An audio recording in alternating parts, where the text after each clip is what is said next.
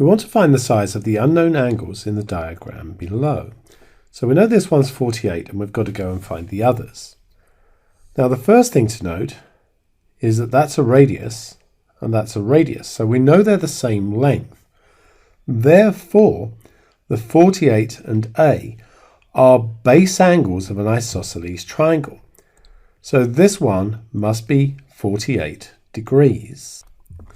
Therefore, the remaining angle in that triangle is 180 take away 2 times 48, giving us 84 degrees for B.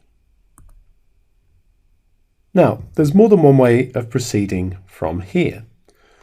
One thing that we could note, since I've already got these lines on, is that the angle D and the angle at the centre are subtended by the same arc as the circle. They stand on that arc. And that would make this one half of 84. Another way of proceeding would be to note that this is a diameter, this line here is a diameter, and therefore this angle standing in a diameter must be 90 degrees. So there's more than one way of going. So I'm going to proceed just with the D is half of 84, making this one 42.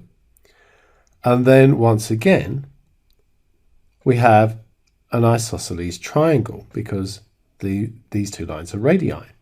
So this one must be 42 degrees.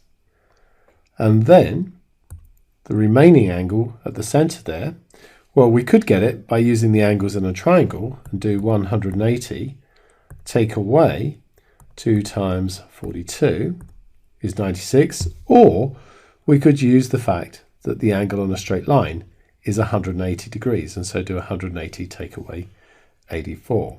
Either way, the angle there is 96 degrees.